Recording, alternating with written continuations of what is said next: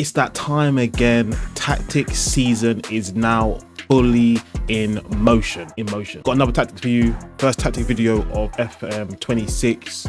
It's a 4-3-3 OP. Listen, I don't need to say too much. I'm gonna get straight into this video. I'm gonna show you the tactics, show you the results I got from the tactics. We won a couple of trophies, but yeah, get straight into it.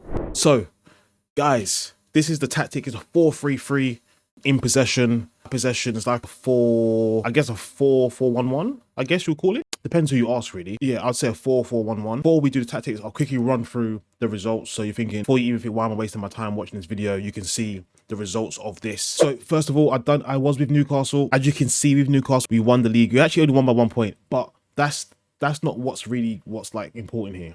We won the league, but the thing is, I didn't sign any new players. We had a lot of injuries, actually. It's actually really tough when you have loads of injuries, but yet they still won the league quite easily. We actually won the league like against Arsenal, like 3 or 4 games before the end of the season. And we just kind of lost the last few because I just rested players. So we look at some of the fixtures that we had, or the results, as I say, that we had with this tactic. And remember, this is the first tactic video I've done. So as time goes on, we'll have a lot more tactics where I'm probably winning every single game. I'm still testing out things. But in terms of fixtures, we beat Arsenal 3-0, beat Wolves 5-1 this season. We did actually get piped 5-0 by someone. I can't remember who. Someone beat us 5-0, or Man United, but that's a very rare that's happened. We beat Palace 6-2. We did win the EFL Cup as well, and I'll show you that in a second. Beat Man City 4-2. What else? There's some other big games, I'm sure. Beat Chelsea 4-1 in the FA Cup. We did lose in the final to Arsenal in the FA Cup as well, or the semi-final. Can't remember. We'll check in a second. It was a semi-final that we lost to Arsenal in. Yeah, we lost to Arsenal in the semi-final of the FA Cup. So we did get a double.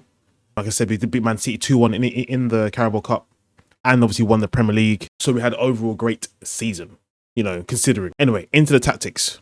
Yeah, this is what you all here, what you came to see. So going into tactics, very, very simple, 4-3-3. We're going into the tactics. We had we had Nick Pope mainly, but obviously last game of the season I just changed it up just to kind of finish off the season. But we have that ball playing goalkeeper in this role here. No individual stats for that one. Right back and left back are both sitting at wing backs. Very, very key. If you don't know what wing backs do in general, they get further forward. So in short, you know, it's just like you see in this image here. They're bombing it up and down the left. So like your Reece James, who bomb it up and down, or your like Timber or Ben White, people that sense where they're kind of doing them overlaps. They're always in their attack. They're focused more on attacking than defending. So I had that for both my fullbacks. Both centre backs are ball playing centre backs, which I always have really. You could, if you play in the 3-back, you could have advanced centre back. I don't see why you'd have this with just a 2-back. I think this here you would just open yourselves up to like counter attacks like crazy. So I'd avoid doing that. Going into the midfield. And by the way, none of these had individual instructions. I'll let you know if there is any individual. I don't think I've done any, but I'll double check. Anyway, going into midfield, we've got, of course, defensive midfielder sitting here, doing what I want them to do. They're going to hold that position, basically be that anchor, kind of start your attack, because we like to play the ball on the floor. So usually goalkeeper plays to one of the centre backs. Centre backs will probably play it to the DM. He will pick a pass out. Next, we go into the two kind of advanced midfielder spots here. We've got one playing as an attacking midfielder. Does what the role says on the tin, really. Attacking midfielder, more offensive, as it says here. They're going to sit in that middle of the park, look to play in through balls, find pockets of space, shoot on sight practically. That's their role. Next, going to have a channel midfielder. In short, if you don't know what channels are, the channels are like little gaps in between. So they run into those little spots. So think of like a Jude Bellingham. See how he just runs in those little channels, or like a Frank Lampard. He's always in the right spot at the right time. That's like a channel midfielder. Exactly what this role here does. They usually go out wide as well to help in these spots here. So Joelinton played a lot in this role as well.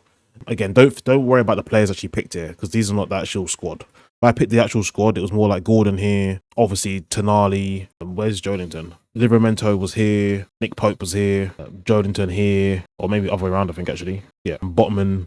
I can't remember who I had as a centre back. I think Shaw. And then, yeah, this is probably more so the actual starting lineup that I had.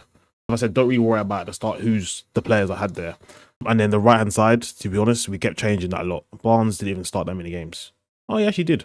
Okay, fair enough. But anyway, yeah, so that's what a channel midfielder does. That's the central midfield kind of roles. Next, we go to the wingers. Again, they kind of do what they say on the tin. Inside forward fits perfectly for someone like Anthony Gordon. It means he can cut in a lot, shoot on sight. When he cuts like edge of the box here, you expect a lot of curls, bangers into the far corner. He fits the role perfectly. He ended up, what did Anthony Gordon get? He ended up getting 56 games, 14 goals, 9 assists. Not bad for a winger. You would take those stats all day, every day. On the right hand side, basically similar role. Inside winger, which is very similar but more creative. I would say probably inside forwards more, as it says here, actually more goal threat, and this is more creative. So this is like your playmaker. That's your shooter on sight type thing. So we had Harrison Barnes. I almost said Harrison Barnes. Is that his first name? Harrison. Harvey. Why was I saying Harrison? Anyway, Harvey Barnes. Okay. Listen, what's going on? What's going on? Swap these two around. That's fine. There you go. So we got Harvey Barnes. He was in that winger, that inside winger role, creating chances. He didn't start. He started quite a few games, but I did swap and change. But he got 7 goals, 4 assists. Again, not bad. I actually listed him. I was trying to sell, but I didn't buy any players anyway. And up top we have, of course, that central forward role, goal scorer. In short, we had Voltemar. I think that's how you say his name. I butchered your name. My bad. But he actually had a great season. 54 games, 31 goals. Baller. Let's just have a quick look at him. That's crazy. 54 games, 31 goals, 18 goals in the league, 6 assists overall. Yeah, he knows how to find the net. Look at the value, by the way. Great player for me this season. That's in possession, and that's the kind of stats that we had. Out of possession, now you can see, like I said, it becomes a lot more. So you see the difference. Like here we're quite attacking. The only person really got a defensive role is Bruno. Really, everyone else get up the pitch. Obviously, apart from the centre backs, but everyone else get up the pitch. Here, you see, we swapped that, and now everyone's on that defensive mindset.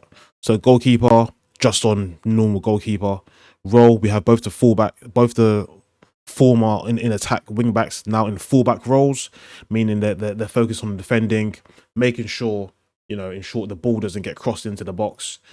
My 2 centre backs, straight on normal centre back. You could have them on if you had somebody like Botman could probably stay in this role here, but I think for now I'm starting to understand how these affected the game or not. But got them on just set normal centre back roles.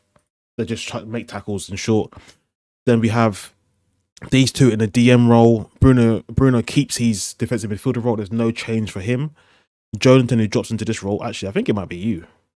I can't remember who I had. I think it might have been Tonali that was here. But wide covering, in short, does what it says. Still in that defensive role, but he's going to go into spaces out here, in short. The reason why I did that, because most people that play in this role here, as you can see, like Harvey Barnes, struggled. Like, in terms of, they weren't good in this role. So I wanted Tonali to cover. But Anthony Gordon's quite good at his defensive work. So I'm happy for him to be left isolated one-on-one against their winger or their fullback, whereas I was worried about leaving him 1v1. So he's going to cover this kind of space here, nice and easy. Then in terms of, like I said, these two wide midfielder roles, very simple. They just stay out wide, defend where they need to defend. Got Jonathan in his attacking midfielder role, kind of stays in that area, like around this area here. Presses when he needs to press, drops back when he needs to drop back. And then same for you, he kind of just stays up top, really. Doesn't really go past the halfway line type of thing. So that's in and out of possession in terms of team shape. In terms of team instructions, if you go to in possession, dribbling wise, we're keeping it back. Everything's kind of balanced, standard, really, across the board there. In midfield, also balanced, but we have that pass to feet rather than having it pass into space. And then defensively, in possession, again, we're going to play through the press. So teams like Man City, Arsenal, etc., who press, or actually pretty much most teams that press, the goal was to play through them, hence why we play at the back. We have those goal kicks short. The goalkeeper is sometimes going to go fast, sometimes going to go slow. In distribution, I said to you, we pass to the centre back. So I expect Botman and Shah to get that ball and then pass it off to Bruno or, Tonali, who's ever available in that midfield. That's in possession. Out of possession, again, we kind of balance in the crosses. In the trap, I actually thought I had this on trap outside. I think for the majority of the season, I had this on the trap outside, but you can keep it on balance if you're not really sure what that means. And then in terms of when we're in that kind of final third, high press, balanced, but we're going to make sure we press the keeper. He can't distribute that quickly. And that's kind of how we are in and out of possession, instruction wise. And of course, positive mentality. So that is the tactic, guys. Quick and easy. I'm going to go through. If that's all you want to see, feel free to leave the video now. Don't forget to like, subscribe, and it really helps out the channel. I'm going to go through some key stats in case you want to get any more proof or evidence that, you know, the tactic works.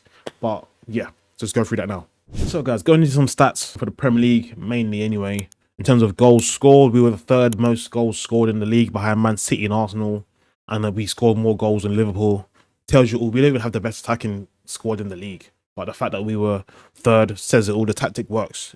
Proofs in the pudding. Goals per game, of course, we're third. In terms of non-penalty goals or non-penalty expected goals, we were top. Same for here, per 90, we're top. We were second in crosses completed, percentage-wise. Actually, crosses completed, we're third. We were the most in chances created compared to Arsenal. 2 more chances created than Arsenal.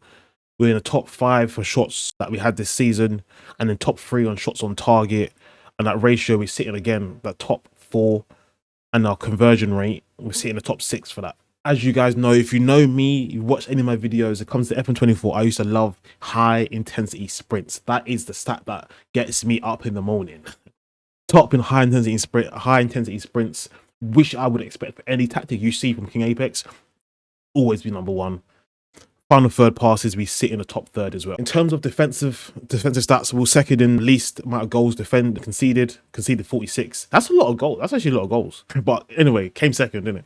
That's all that matters. We were second in shots against, so meaning we had the fewest amount of shots against us in the league, and that obviously came true when it comes to shots on target against us too. Passes attempted, many teams didn't have that many passes attempted against us. We were second behind Man City, and then same for the actually ones they actually completed. Opposition passes per defensive action, I don't even know what that really means, but we sit 3rd in that. Seems like a good stat to have. Same for final third passes against us in game. We were first. Not many teams were doing them final third passes against us. And that's it really. In terms of stats, that's just finances. Yeah, there's nothing really else there. But this is the tactic. The link will be down below, of course, as per usual. If you enjoyed this video, again, don't forget to like, subscribe, helps out the channel. If you're going to use this tactic, let me know in the comments down below. If you've got a tactic that you use or you think is better than this, let me know down below. But I've been KingApex. Thank you for watching. Take care of yourselves. See you later.